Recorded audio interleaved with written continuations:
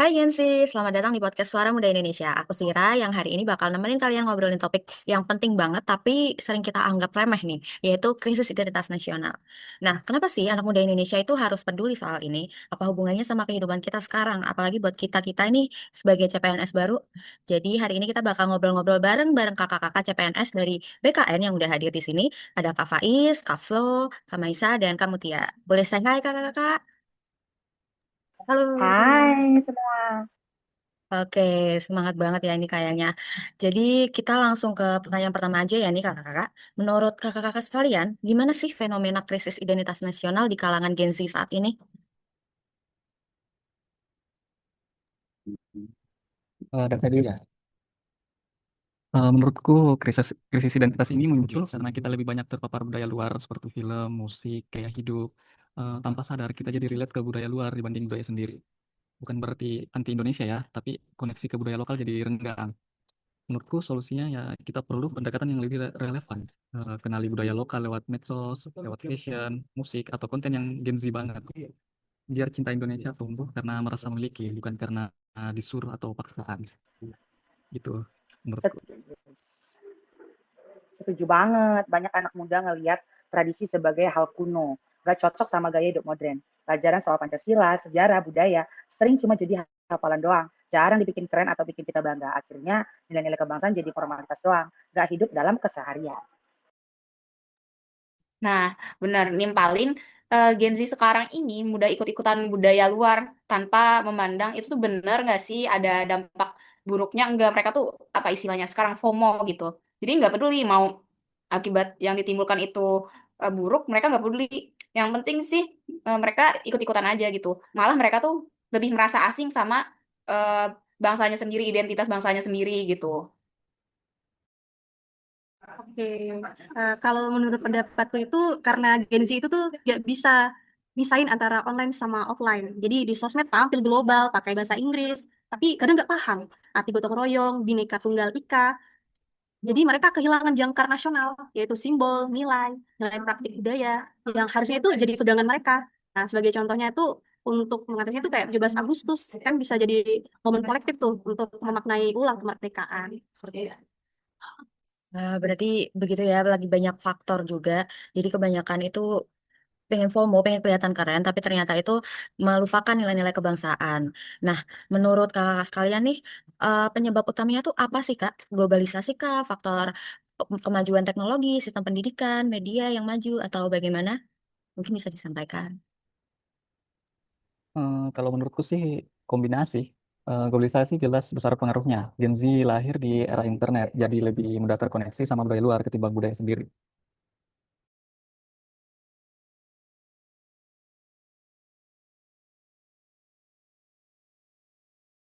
Yang lainnya mungkin bisa di follow up atau ada pendapat lain.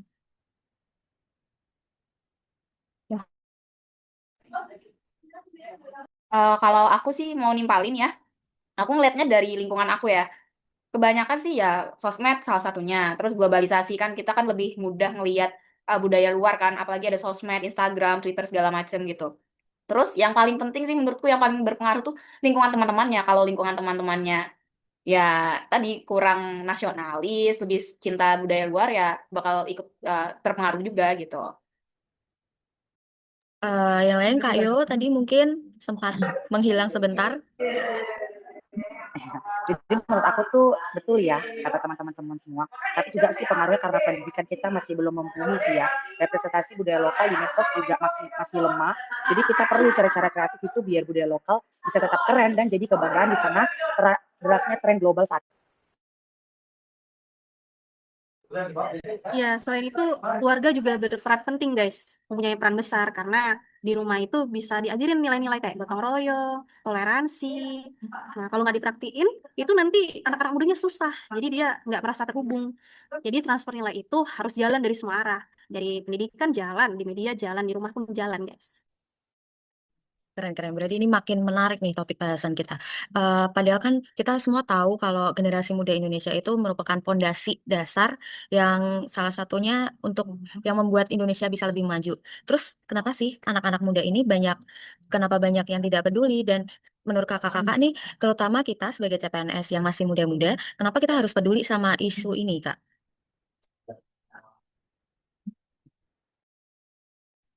Eh, Itu karena kita akan jadi bagian dari sistem yang langsung melayani masyarakat. Kalau kita aja nggak peduli sama identitas nasional, siapa lagi? Itu bukan soal cinta tanah air, tapi juga soal profesionalisme. Gimana bisa bekerja tapi nggak kenal jati diri bangsa? Setuju, kita ada di garis depan pelayanan publik. Kalau kita aja nggak bisa punya rasa bangga terhadap Indonesia, gimana nih kita bisa nularin ke masyarakat? Sebagai CPNS muda, kita punya posisi unik. Kita paham tren zaman, tapi kita juga perlu tanggung jawab lestarikan nilai-nilai bangsa. Ikut nimpalin juga nih. Eh, dan emang penting banget sih ya untuk peduli. Karena kan kita nih sebagai CPNS nih, bagi fungsi ASN kan salah satunya pelayan publik, salah satunya lagi eh, pemersatu bangsa gitu. Nah, eh, kan kita sebagai pelayan publik tuh harusnya sih menjadi contoh yang baik untuk masyarakat ya. Eh, jangan sampai yang kita pegang nilai-nilai identitas nasional kita tuh eh, menghilang, tergantikan budaya lain. Makanya kita harus terus gaungkan sama kita lestarikan.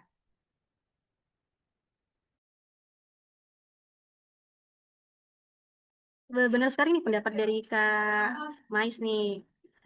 Jadi kalau menurut saya pribadi ya guys, untuk ini itu peduli identitas itu tuh penting. Alasannya kenapa itu menjadi penting adalah karena itu bukan sekedar idealisme.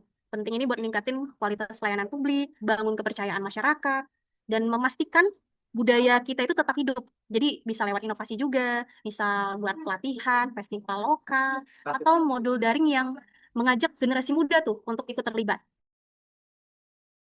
Baik, berarti memang isu-isu identitas itu sepenting itu ya, guys. Nah, tapi ini kalau kita udah sadar isu-isu itu sepenting itu, kita harus mengajak dong teman-teman untuk aware sama identitas nasional kita. Nah, menurut kakak-kakak, itu apa sih tantangan terbesar yang susah nih kira-kira Gen Z untuk diajak untuk mencintai identitas nasional itu sendiri? Hmm. Kalau menurutku sih lebih ke penyampaiannya ya. Gen Z itu butuh lebih yang relate, kreatif, dan bermakna. Kalau disampaikan dengan cara yang kaku, kuno gitu, mereka pasti bosan. Harus lewat media yang mereka suka, kayak konten digital, musik, fashion, film. Kayaknya gitu deh, menurutku gitu. Ya, menurutku juga budaya luar itu memang dikemasnya keren ya, kreatif, gampang viral. Sementara budaya kita sering dikemas kayak pelajaran, jadi public figure-nya juga keren membawakannya. Dan untuk figur publik yang anak-anak Gen Z itu jarang sih mau membawakan tema nasionalisme gitu. Padahal itu kan bisa jadi inspirasi ya buat kita semua, terutama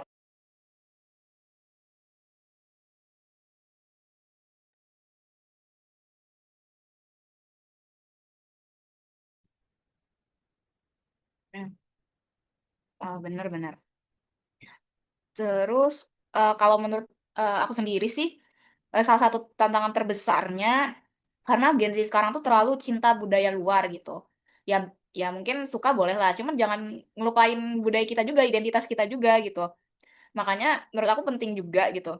Kita tuh harus ngenalin gitu. Kan orang luar kayak Korea, Jepang tuh bagus banget ngenalin budaya mereka. Nah, kita tuh jangan sampai kalah gitu. Padahal kita kan kaya banget, identitas nasionalnya bagus banget. Banyak budaya yang bagus-bagus banget dan harusnya sih lebih digaungkan lagi gitu kalau menurut aku.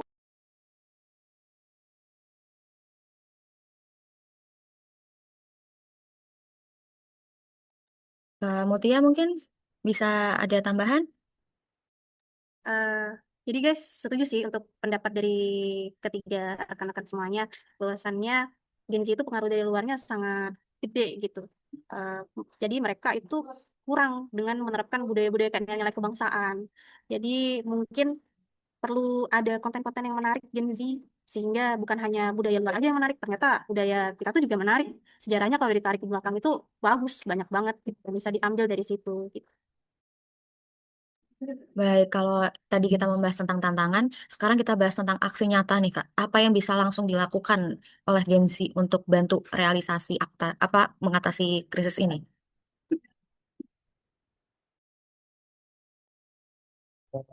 Simpel aja sih, belajar dan bangga sama budaya sendiri, bisa dari musik, makanan, bahasa daerah, sampai seni tradisional. Dan jadi role model juga. Tunjukin kalau cinta Indonesia itu bisa keren dan kekinian. Menurutku juga ya, jangan ragu buat nge-share hal-hal positif tentang budaya kita, khususnya budaya Indonesia. Misalnya kita gabung nih ke komunitas pelestarian budaya, atau sekedar bikin konten yang menarik, yang bisa mengenalin budaya kita ke teman-teman dan juga orang luar. Benar. Atau enggak tuh sesimpel kita misalnya ada lihat orang nari budaya Indonesia di apa suatu acara, kita foto, kita post kayak gitu di Instagram kita sendiri atau sosmed kita. Itu udah bentuk kita bangga dengan identitas nasional kita dan kita terus melestarikan identitas nasional kita gitu. Menarik-menarik semua ya pendapat dari teman-teman semuanya. Sama sih, mungkin dari diriku sendiri, mungkin kayak bikin konten kreatif gitu. Sekarang kan Gen Z hobinya tuh kayak TikTok, nge-reels gitu. Atau YouTube Short yang sekarang. Jadi kayak nanti dibikin 1 menit kayak mau bikin batik atau vlog gitu, vlog yang masalah ke tempat-tempat wisata atau makanan tradisional. Nah, itu juga bisa dibikin challenge, guys. Misalnya kayak ada tagar cinta budaya kita gitu. Biasanya Gen Z itu suka yang ada kayak challenge-challenge begitu. Gitu. Oke, berarti aksi nyatanya itu kita mulai dari yang simpel dulu ya. Kita aware dulu sama identitas kita, dan kita nantinya jadi bisa mengenalkan budaya kita keluar. Jawabannya keren-keren banget kakak-kakak sekalian. Nggak terasa kita udah sampai di akhir acara podcast hari ini. Dan teman-teman, obrolan kita hari ini soal krisis identitas nasional, topik yang kelihatannya berat, tapi nyatanya deket banget dalam kehidupan kita sehari-hari. Terutama kita-kita nih sebagai CPNS di BKN. Nah, dari yang tadi udah kita dengerin bareng-bareng, gimana budaya luar gampang masuk, sementara budaya kita ini malah mulai terlupakan, tapi bukan berarti kita harus nutup diri. Justru tugas kita adalah bikin budaya Indonesia itu tetap hidup, tetap keren, tetap relevan, tetap mendunia di era yang sekarang. Sebagai CPNS, kita nggak cuma kerja di balik meja, kita juga jadi wajah negara. Jadi yuk mulai dari hal kecil, semangat ikut upacara, pakai batik, bikin konten budaya, atau sekadar bangga jadi orang Indonesia. Nah, terima kasih buat teman-teman yang udah mendengarkan podcast ini. Aku Sira dan teman-teman CPNS dari BKN pamit undur diri. Sampai ketemu lagi di episode selanjutnya di Suara Muda Indonesia, tempat anak muda ngobrolin tentang hal penting dengan cara yang santai. Terima kasih.